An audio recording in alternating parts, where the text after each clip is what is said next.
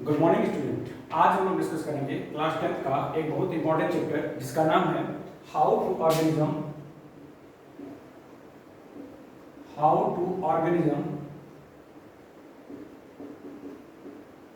Reproduce.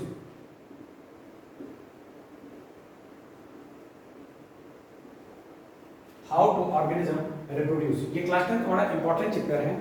इस chapter को आप लोग बड़े ध्यान से थोड़ा सा डिस्कस करिएगा, ध्यान से समझिएगा, क्योंकि इस चैप्टर में बेसिकली बोर्ड एग्जाम में डायग्राम बेस्ड क्वेश्चन पुटअप होता है।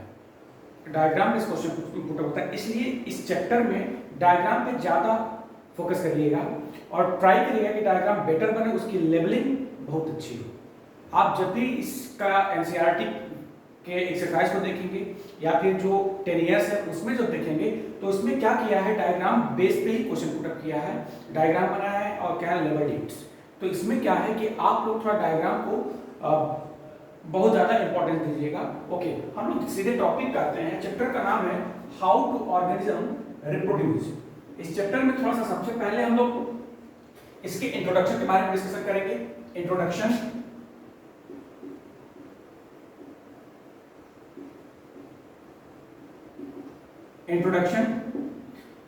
अब इंट्रोडक्शन क्या है, इंट्रोडक्शन समझने के पहले इस चैप्टर के नेम में दिया है how to organism reproduce.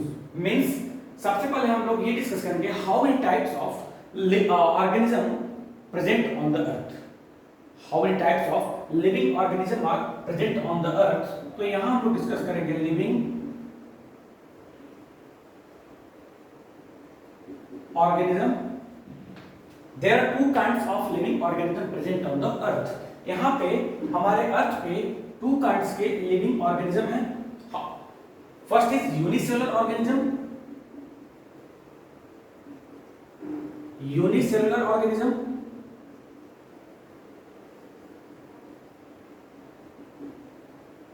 and second is the multicellular organism.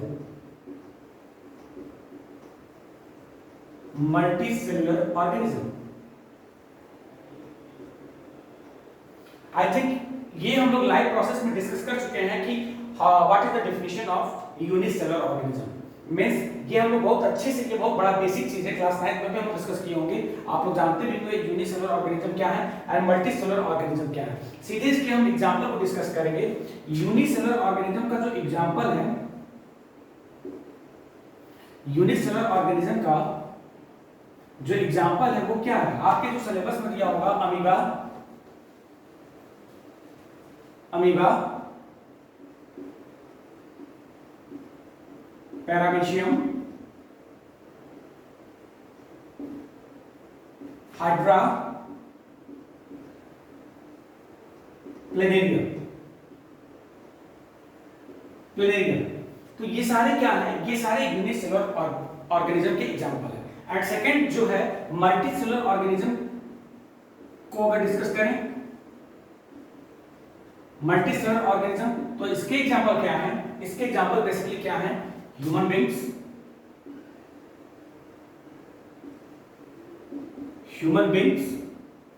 Animal cell and plant cell also,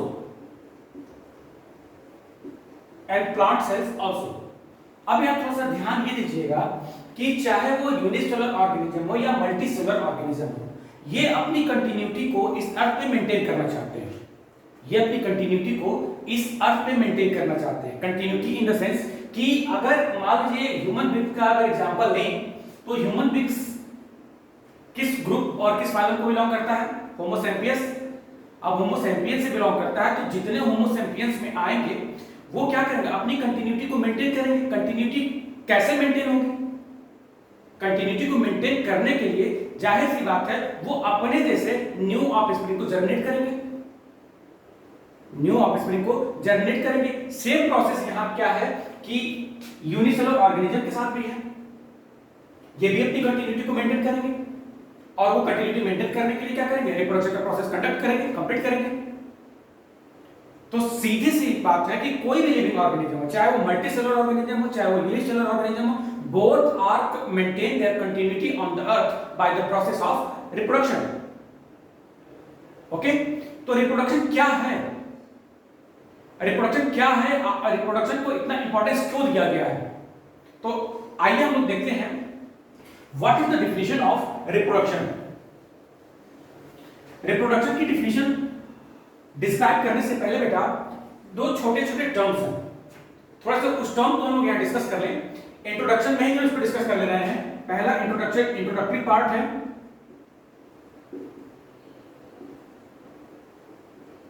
introduction में ही हम थोड़ा सा डिस्कशन कर लेंगे। जैसे सेल डिवीजन क्या होता है, सेल डिवीजन क्या होता है।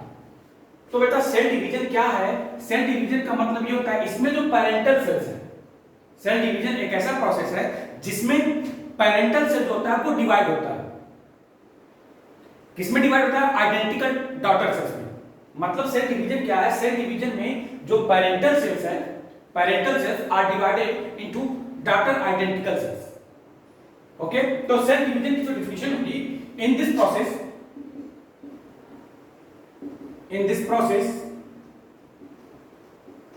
parent cells are divided into daughter cell, daughter cells. Okay, तो ये तो चीज समझ में आ गई होगी सेल डिवीजन क्या है। But how many types of cell division, कितने टाइप के सेल डिवीजन होते हैं। तो बेटा यहाँ पे शायद आपके सिलेबस में ये टॉपिक नहीं है।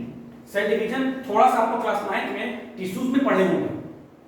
मेरिस्टेमेटिक का जहां आया था प्लांट में मेरिस्टेमेटिक, तो वहां थोड़ा सा एक बार नाम आया होगा सेल डिवीजन का। बट यहाँ पे क्या है, हम लोग जब सेल डिवीजन के बारे में डिस्कशन करेंगे तो cell division is two types. Cell division is two types. First is the mitosis and second is the meiosis। Okay, mitosis की डिफिनेशन क्या है, माइटोसिस की डिफिनेशन ये है, माइटोसिस ये तो क्लियर है कि सेल डिवीजन में क्या होगा, सेल डिवाइड होगा। कौन सा सेल डिवाइड होगा, पैरेंटल सेल डिवाइड होगा। तो mitosis is defined as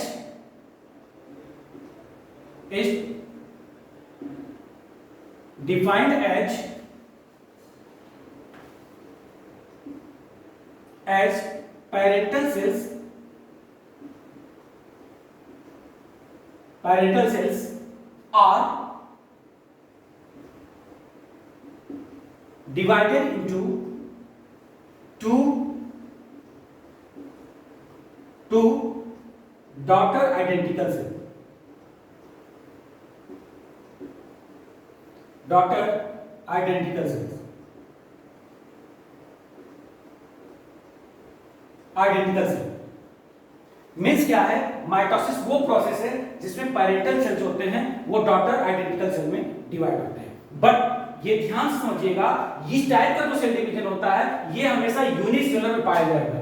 unicellular मतलब अमीबा में पाया जाएगा। क्यों पाया जाएगा, क्योंकि in the unicellular organism there are no well developed reproductive organ are present। means unicellular organism में क्या होता है, यूनिसेलुलर ऑर्गेनिज्म में क्या होता है, वेल डेवलप्ड रिप्रोडक्टिव ऑर्गन्स नहीं प्रेजेंट नहीं होते या डेवलप नहीं होते। वहां क्या होता है, वहां सेल डिवाइड ही होता है, सेल डिवीजन होगा। अब ये सेल डिवाइड होकर के दो डॉटर आइडेंटिकल सेल में टूटेगा और हर एक सेल न्यू ऑफस्प्रिंग को जनरेट करेगा। तो ये ध्यान से समझिएगा, जो माइटोसिस होता है वो कहां पे आएगा, यूनिसेलुलर ऑर्गेनिज्म। यूनिसेलुलर ऑर्गेनिज्म में ये प्रेजेंट होगा क्या, mitosis. But if we are discussing about meiosis, if we are discussing about second type of cell division, that is meiosis, what is the definition of meiosis? Parental cells are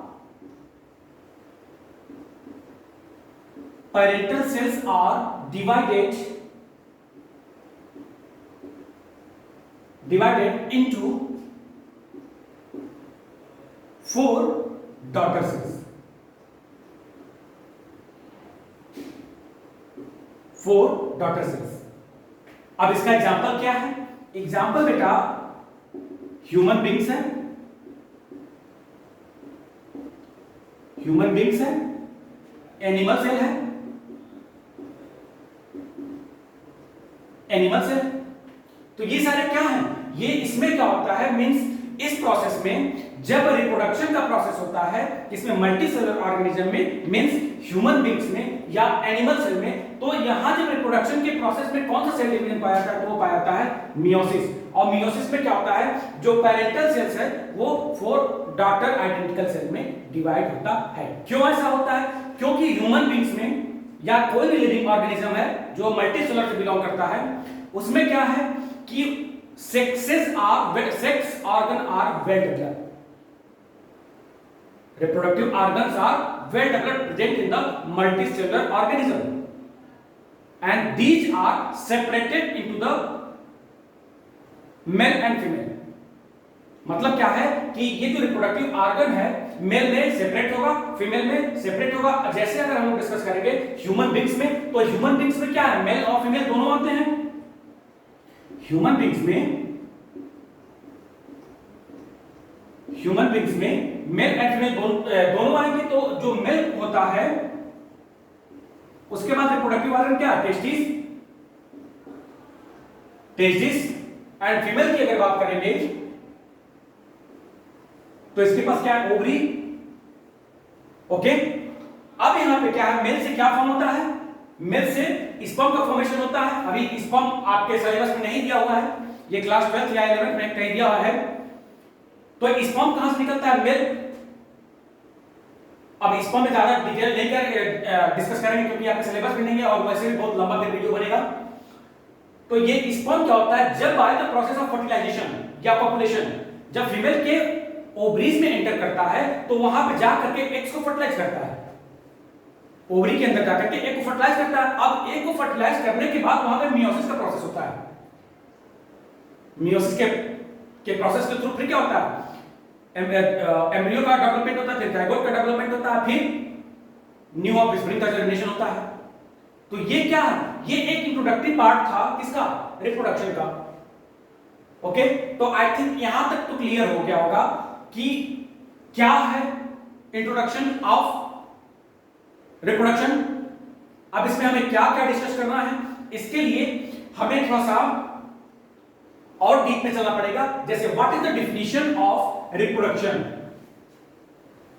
what is the definition of reproduction? Reproduction की definition क्या है बेटा?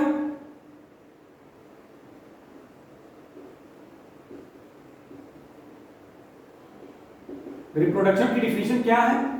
तो अगर reproduction की definition की बात करेंगे तो रिप्रोडक्शन मींस होता क्या है? रिप्रोडक्शन मींस क्या होता है? ये अगर टर्म हम लोग ब्रेक करें, अगर ये टर्म ही हम ब्रेक कर दें तो री मींस क्या होता है? Plus production, production. री मींस क्या होता है? Again production and product means ऐसा प्रोसेस जिसके द्वारा न्यू ऑफस्प्रिंग का अगेन जर्मिनेशन हो, दैट इज कॉल्ड रिप्रोडक्शन। ये एक क्या है कि इसको समझने के लिए कि हम कैसे इसको डिस्क्राइब कर सकते हैं अपने लैंग्वेज में, इसलिए हम इस चीज को थोड़ा सा ब्रेक किए हैं, इस टर्म को ब्रेक किए हैं, फिर इसको डिफाइन किए हैं। अब हम लोग डिस्कस करेंगे what is the definition of reproduction. क्या डिफिनीशन है रिप्रोडक्शन की? तो रिप्रोडक्शन की डिफिनीशन क्या है? देखो, reproduction is a biological process. Reproduction is a biological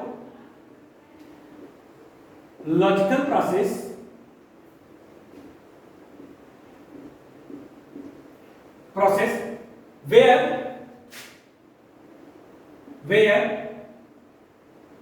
living organism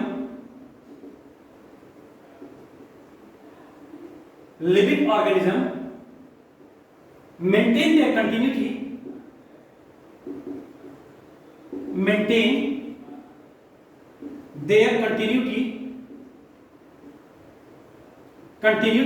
on the earth तो ये एक रे डायग्राम है रिप्रोडक्शन का। Reproduction is a biological process where living organism, अब इस लिविंग ऑर्गेनिज्म क्या है आपको ब्रैकेट में लिख लीजिएगा, unicellular of plus multicellular both, ये मल्टीसेलुलर है, maintain their continuity on the earth. In this process, next line से या इसको फर्स्ट पॉइंट कह दे रहा है, सेकंड पॉइंट इसका क्या होगा, इन this process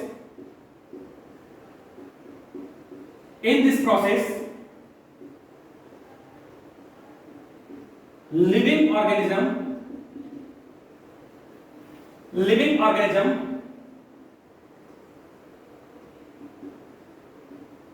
germinate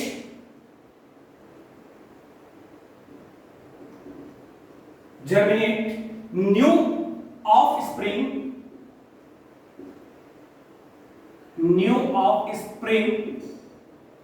which are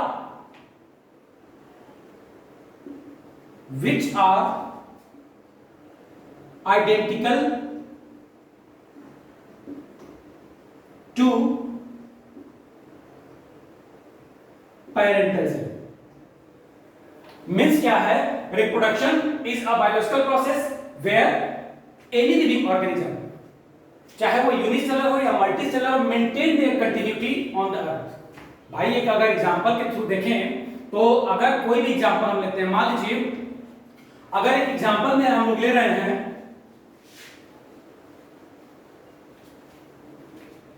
example पे ले रहे हैं किसी बॉलीवुड एक्टर का एग्जांपल ले लीजिए, जैसे अमिताभ बच्चन का एग्जांपल ले लीजिए और इनकी वाइफ जया है। अब इनके पास भी जो प्रॉपर्टी है, जो मनी इनका जो प्रॉपर्टी है, करीब करीब 11,000 करोड़ का इनके पास प्रॉपर्टी है। अब ये जब अमिताभ बच्चन और जया बच्चन ही सिर्फ अपने पैसे का यूज करें, मतलब इनके पैसे या इनकी कंटिन्यूटी या इनके जो टाइटल है, इसको कंटिन्यू आगे बढ़ाने का कौन काम करेगा? या तो ये न्यू ऑफस्प्रिंग जर्मिनेट न करें, तब तो यह कंटिन्यूटी को वहीं स्टॉप कर देंगे। लेकिन अगर कंटिन्यूटी को मेंटेन करना है तो by the process of fertilisation, means इन दोनों की जब मैरिज होगी, मैरिज के बाद इनके बीच जब फर्टिलाइजेशन होगा तो न्यू ऑफस्प्रिंग तो आएंगे ना, न्यू ऑफस्प्रिंग तो आएंगे। अब वो न्यू ऑफस्प्रिंग क्या है, जैसे ये आ गए आपके अभिषेक और ये आ गई श्वेता, ठीक है। अब फिर इन्हीं की कंटिन्यूटी को मेंटेन कौन करेगा? अभिषेक, और इधर श्वेता भी कंटिन्यूटी को मेंटेन करेगी। तो ये क्या है, ये एक कंटिन्यूटी को मेंटेन करने के लिए जनरेशन टू जनरेशन चलने वाला प्रोसेस है, दैट इज कॉल्ड रिप्रोडक्शन। अब रिप्रोडक्शन में डिटेल स्टडी करने के लिए आप लोग हमारा सेकेंड वीडियो जरूर वॉच करिएगा। थैंक यू बेटा।